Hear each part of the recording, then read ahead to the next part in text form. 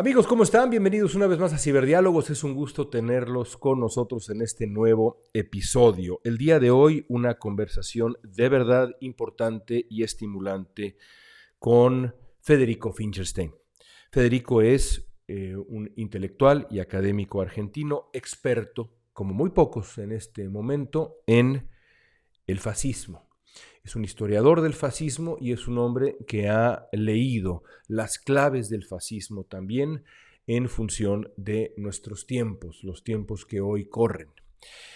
Federico explica, como muy poca gente, cómo el fascismo, sus herramientas y sus fines explican en más de un sentido, por desgracia, el surgimiento de nuevas figuras que aspiran a eso, de acuerdo con Federico, a convertirse en fascistas. Su libro más reciente lleva por nombre Wannabe Fascists, fascistas wannabe, aspiracionismo fascista, fascistas aspiracionales.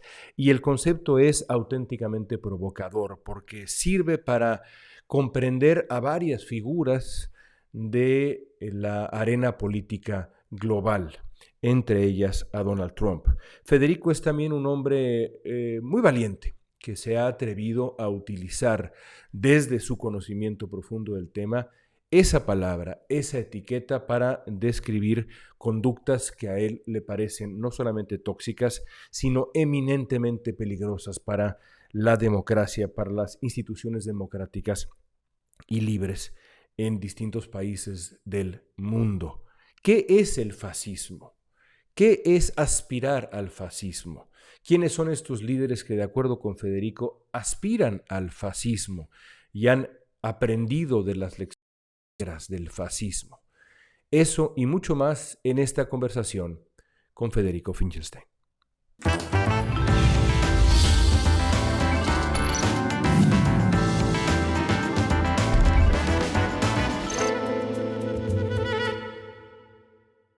Federico, gracias por estar con nosotros en Ciberdiálogos. Es siempre un placer verte y escucharte. Déjame comenzar de la manera más obvia. ¿Qué es el fascismo? Bueno, el fascismo es, digamos, es una ideología de extrema derecha. Empecemos por ese lado. Dentro de la historia política, es decir, por supuesto hay posiciones de izquierda, de centro, de derecha, que la mayor parte de la gente entiende, digamos, sin necesidad de explicarlas tanto, ¿no? O sea, en general, si hablamos de izquierda y derecha, la derecha va a tender hacia conservar el orden y la izquierda va a tender, es decir, hacia hacer ese orden menos desigual. Eso es un marco general de historia de las ideas. En ese marco, el fascismo es una cosa muy rara porque es de extrema derecha, quiere conservar el orden, pero por otra parte se presenta como, ¿cómo decir? Como algo nuevo, algo que no es solo en realidad esa idea conservadora de dejar las cosas como son, sino hacer el mundo aún más desigual. Desigual en términos políticos, culturales, en términos religiosos y también, por supuesto, en términos económicos. Eso es el fascismo en la historia entre, digamos, siempre está a la derecha, es una ideología de extrema derecha, y tiene sus particularidades. En mi último libro, en The Wannabe Fascists, o Fascist Wannabe, o Aspirantes al Fascismo, podríamos decirlo, en castellano, o incluso aquellos que les gustaría ser fascistas, por decirlo menos en términos de título y más en términos de sus intenciones, ¿no? Pero son aquellos que les interesaría ser fascistas y tienden hacia eso, pero no lo son. Eso en el marco de, digamos, lo que yo denomino los cuatro pilares del fascismo. Entonces, volviendo a la pregunta de qué es el fascismo es una ideología de extrema derecha que siempre se presenta como, y este es el pilar, digamos, uno de los pilares de los cuatro, como una ideología y una práctica de odio extremo, de xenofobia, de intolerancia. Por otra parte, el fascismo es como decir, es una violencia extrema, pero que es una violencia extrema en términos prácticos, pero también ideológicos. Es decir, a diferencia de otras ideologías, para el fascismo, la violencia no es solo una práctica, sino algo que que los hace mejores. El fascista se siente mejor, se siente más hombre, y acá la idea de masculinidad también es importante, se siente más macho al ser violento. Esto en general, si bien muchas otras ideologías, el comunismo, el conservadurismo, el liberalismo, por supuesto no carecen de violencia, no la valoran en estos términos éticos y estéticos, ¿no? Entonces el fascismo es esa valoración extrema de la violencia, esa práctica, pero también esa valoración extrema de la violencia, y con una connotación particular que es la militarización de la política, la idea de que la política y la guerra no son distintas, de hecho no hay ninguna diferencia, digamos, la relación entre guerra y política es, para los fascistas es una ecuación absoluta, y por otra parte, en términos prácticos eso implica la violencia callejera, la violencia en todos los ámbitos de la política, y la particularidad digamos, de esta gente que se siente soldados, digamos, en la batalla y seguidores de un líder carismático, mesiánico, milenarista, etcétera, pero se sienten soldados y se disfrazan de soldados. Esta particularidad, ¿no? Recordemos, por ejemplo, las camisas negras, las camisas pardas o las milicias en Estados Unidos. Gente que no son militares y se disfrazan de militares, son como, digamos, como criaturas irresponsables que piensan que están en una guerra y por supuesto el resto de la gente sufre por ello. Ese sería el segundo pilar. Para ir al tercero y al cuarto, y te la hago corta porque tenemos mucho que dialogar, es la idea de la mentira absoluta y la propaganda totalitaria, ese sería el tercero, y por último, la dictadura. Es decir, no hay fascismo sin idea de la dictadura, sin intención dictatorial y sin dictadura en la práctica, ¿no? En términos generales, ¿cómo se comporta un fascista frente a un adversario político? Bueno, se comporta de forma intolerante, ni siquiera lo considera adversario, lo considera un traidor, lo considera un paria, lo considera, bueno, como decía, un enemigo de la nación y no una persona que tiene derecho a participar en política, ¿no? Ahí estaría una diferencia entre el fascista y el populista. El populista demoniza al adversario, pero en tanto y en cuanto ese adversario es una minoría política, es decir, no gana elecciones, se le deja participar de la política. Y ahí quizás estaría la diferencia, ya marcada por el teórico nazi Carl Schmitt, entre el adversario y el enemigo absoluto, ¿no? Es decir, y el mismo Schmitt advertía que cuando se pasa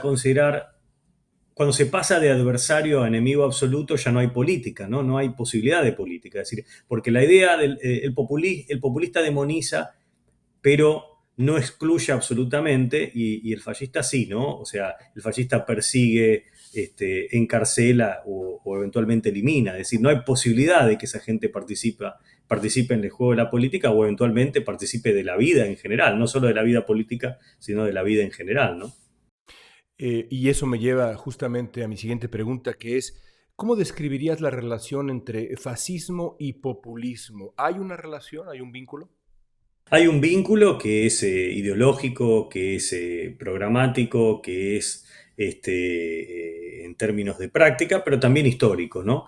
Digamos, en un libro anterior, en uno de mis libros anteriores, del fascismo al populismo, yo explicaba cómo luego de 1945, aquellos que se identificaban con la tercera vía de ese momento, ¿no?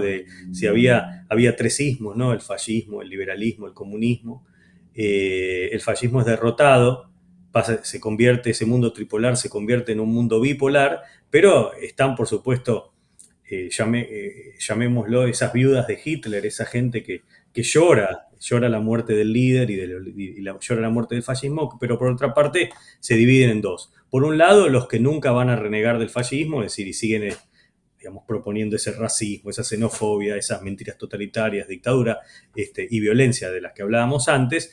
Y por otro lado, y primero en Latinoamérica y después en otros lugares, esos líderes que habían sido dictadores o mismos fascistas, pensemos en Juan Domingo Perón en Argentina o Getúlio Vargas en Brasil, que luego del 45 interpretan que el fascismo ya no es posible para mantenerse o para lograr éxito en términos de poder y se convierten en populistas, es decir, dejan de lado esos 4 elementos, esos 4 pilares del fascismo, mantienen otros, mantienen el mesianismo, mantienen el autoritarismo, esa idea del adversario como enemigo, pero siempre muy moderada, ¿no? En el sentido de que no hay persecución política en términos extremos como es la del fascismo. Entonces,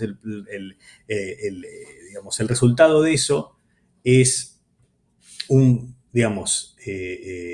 es un fascismo en democracia que por lo tanto no es fascismo, es populismo, ¿no? Entonces el populismo es un autoritarismo que viene del fascismo, pero es un fascismo democratizado, es decir, no es fascismo, es una cosa nueva, es una forma autoritaria de entender la política en democracia.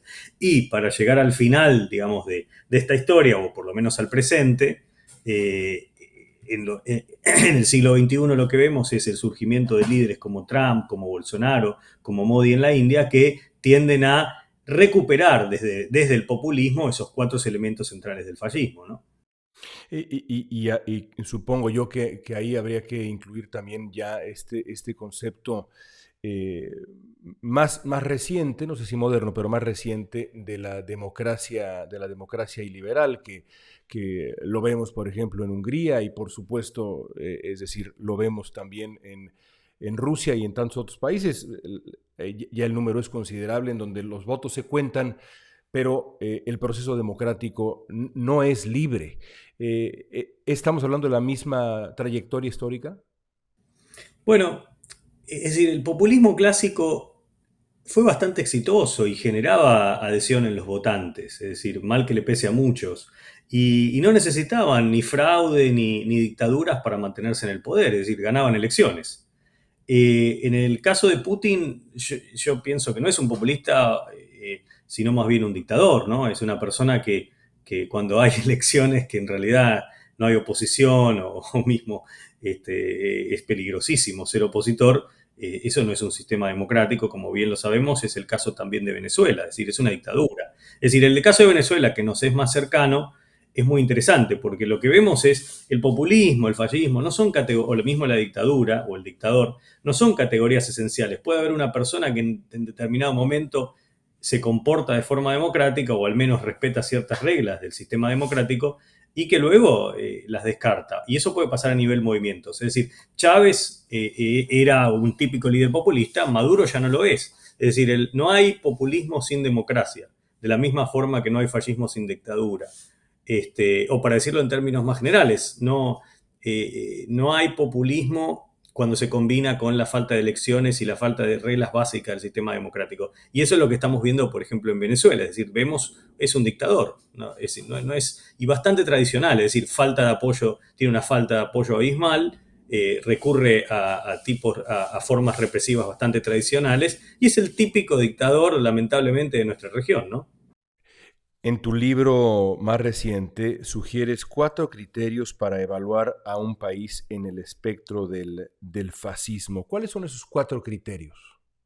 Bueno, justamente cuando aparece un retorno o cierto redimensionamiento o presencia lamentablemente significativa de estos 4 elementos, a saber, la mentira totalitaria, la valoración de la violencia, la militarización de la política, La dictadura.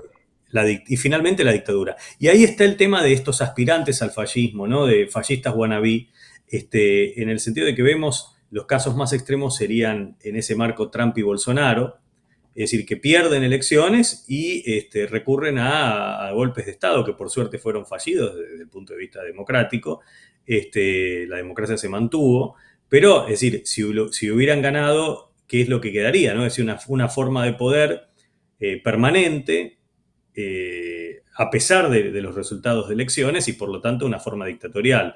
Es decir, y en ese sentido, dado que también estos líderes son xenófobos, son grandes mentirosos, etcétera, etcétera, lo que vemos es claramente un acercamiento a las formas fascistas. De todas formas, yo diría, si incluso en ese marco, esto no se presenta de forma tan extrema como se presentó en el fascismo. Es decir, en líderes como Bolsonaro, Trump, no vemos, digamos, la cantidad, para ponerlo en términos cuantitativos, la cantidad y la facilidad de reprimir y matar gente como se dio en el fascismo, por supuesto, y tampoco lo vemos en términos de persecuciones, etcétera, etcétera. Por eso digo, están tratando de acercarse, es lo que quieren y depende, por supuesto, hay instituciones que muchas veces no lo permiten y depende también del resto de nosotros, gente que cree en la democracia, tampoco permitirlo, ¿no? Votar en contra, expresar opiniones, leer, y esto es muy importante, leer al periodismo independiente, es decir, en contra de estos aparatos de propaganda. En este libro más reciente que has publicado, de varios notables, acuñas este término, los fascistas wannabe, los fascistas aspiracionales. ¿A qué te refieres específicamente con eso? Es decir, ¿son estas figuras modernas que abrevan de ciertas partes, digamos, de esta corriente fascista, de las lecciones tóxicas del fascismo y las adaptan para sus propias causas? ¿Cómo describirías a un fascista aspiracional moderno? Sí, a mí me parece, acabas de dar una excelente descripción de lo que intentan hacer, ¿no? Intentan presentar o redimensionar esas características que eran del fascismo y el resultado de eso es, por supuesto, lo que es un claro ataque a la democracia. Es decir, estas formas no se condicen con la democracia, con las formas democráticas. Es decir, la gente, es decir, aquellos que no están de acuerdo con nosotros son a lo sumo adversarios, no son enemigos absolutos, no son traidores. Y acá tiene que ver también con la idea de la política en términos casi religiosos, ¿no? Líderes que pretenden que se les obedezca, que no se les discuta y que si no hay nada a favor para decir, uno tiene que callarse, ¿no? Una forma realmente autoritaria, que si se le suman todos estos elementos, evidentemente nos acercamos, como digo, a un tipo de fascismo. Y en ese marco vemos muchos líderes con distintas características que quieren acercarse hacia ahí, ¿no? O que se están acercando hacia ahí. Hablemos específicamente de Trump. Desde hace muchos años que hemos venido conversando tú y yo sobre la figura trumpista. Tú nunca has quitado el dedo del renglón. Donald Trump es un líder protofascista al menos. ¿Qué rasgos fascistas o protofascistas adviertes específicamente en estos ya casi 10 años de trumpismo? Porque parece increíble, pero estamos a unos meses de cumplir 10 años de la llegada de Trump al escenario político con formalidad y seriedad. Sí, y es algo interesante también de que esto va a quedar más allá de Trump, ¿no? O como por lo menos pretenden sus seguidores. Leí hace poco un artículo en el New York Times sobre un festival de rock trumpista, o de música trumpista, en donde alguien decía, bueno, esto va a quedar más allá de Trump, ¿no? Somos un movimiento, etcétera, ¿no? Y el legado de Trump va a ser ese, ¿no? En el mejor de los casos, si pierde las elecciones, el legado va a ser, digamos, la creación y la solidificación de un movimiento que es realmente antidemocrático. Es decir, Trump es un gran mentiroso. Ese quizás es el aspecto más cercano, diría, de Trump al fascismo en el sentido de, digamos, su capacidad para distorsionar la realidad, crear un mito de su persona y mentir descaradamente, ¿no? Es una forma, en esta entrevista reciente se contabilizaron y es una cosa impresionante cómo alguien puede mentir, son récords, ¿no? Es un gran atleta de la mentira, un olímpico de la mentira, en el sentido de cómo se puede mentir tanto, ¿no?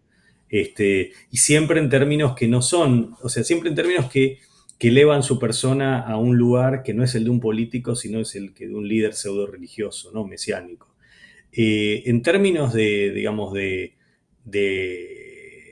vocación antidemocrática, no solo es su preferencia por los dictadores y lo bien que se lleva con líderes autoritarios, incluso diría de izquierda y derecha, sino más bien, bueno, como hablábamos antes, este intento de golpe de Estado que define la historia de Trump, ¿no? O sea, realmente su incapacidad de reconocer las reglas del juego democrático. Por finalmente su voluntad y su voluntad represiva, que muchas veces fue moderada por sus mismos colaboradores, ¿no? Pero siempre esa idea de, digamos, ya sea en términos externos como internos, es decir, su vocación de, incluso en términos, por ejemplo, de Latinoamérica, ¿no? Su vocación de crear problemas en la frontera, con México, por ejemplo, su vocación de reprimir cuando la gente se expresa, y por supuesto esa valoración de la violencia que tiene el personaje, ¿no? Has descrito en esta conversación los criterios para ubicar el descenso de un país hacia el abismo fascista: violencia política, propaganda, desinformación, dictadura, xenofobia. Si gana Donald Trump, cosa que en este momento parece un poco más improbable, pero ciertamente posible, ¿te preocupa un descenso abierto al fascismo en Estados Unidos? Sí, por supuesto que me preocupa. De todas formas, es decir, no necesariamente le va a ser tan fácil, pero tampoco imposible, ¿no? Destruir todas las instituciones democráticas, todas las mediaciones, hasta qué punto su propia corte puede soltarle la mano o no. Hay muchos interrogantes, ¿no? Es decir, pero Si tiene el Congreso y la Suprema Corte. por eso con un colega, con Emanuel Guerrisoli, escribimos un artículo en la revista de New Republic explorando esa posibilidad del día uno, ¿no? Porque mismo, o sea, a Trump hay que tomarlo en serio. Es decir, por más que muchas de las cosas que dice suenen vulgares, grotescas o simples pavadas, hay que tomarlo en serio, porque muchas veces es una expresión, al menos de su voluntad, de lo que le gustaría. Y mismo ha dicho Trump que va a ser dictador por un día. Es decir, digamos, si eso es típico de, digamos, eso es eh, digamos, bueno, eso es lo que eventualmente hacen muchos dictadores, ¿no? Que es tratar de destruir apenas tienen la posibilidad de estar en el poder las instituciones y las intermediaciones democráticas, ¿no? Es decir, hay muchos elementos que son preocupantes desde ese proyecto que su mismo vicepresidente prologó, de persecución, de destrucción de las instituciones democráticas, etcétera, a otros temas. Pero eso no quiere decir necesariamente que le va a salir bien, incluso si gana. Pero bueno, es realmente preocupante, ¿no? Ya señalabas un poco el camino en una respuesta anterior, pero quisiera concluir con esto.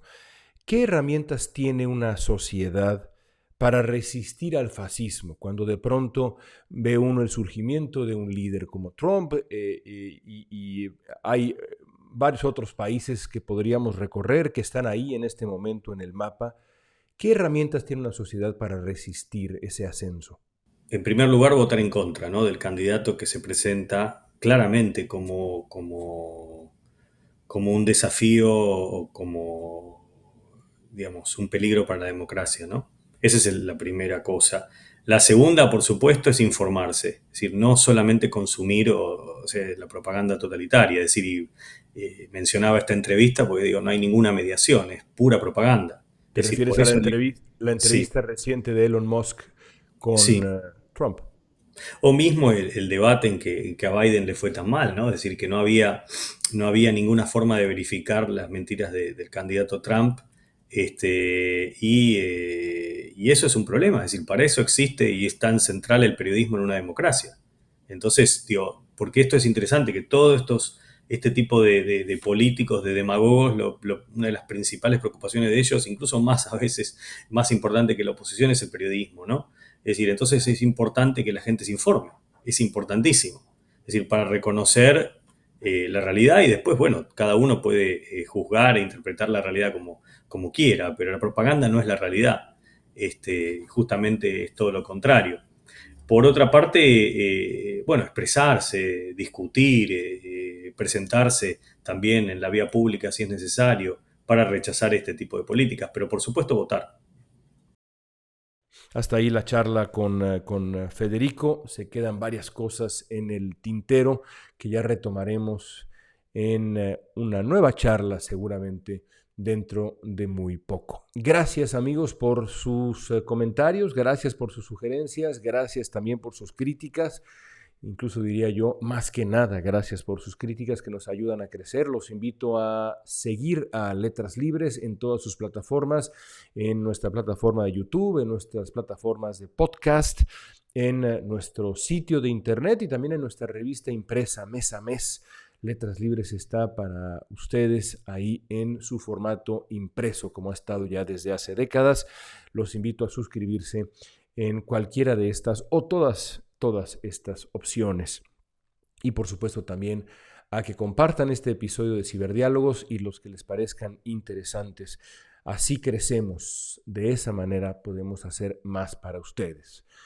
Por lo pronto, no sin antes también invitarlos a seguirme en lo personal, en mis cuentas de redes sociales. Me despido con la promesa de regresar la próxima semana con otra charla interesante para todos ustedes. Gracias.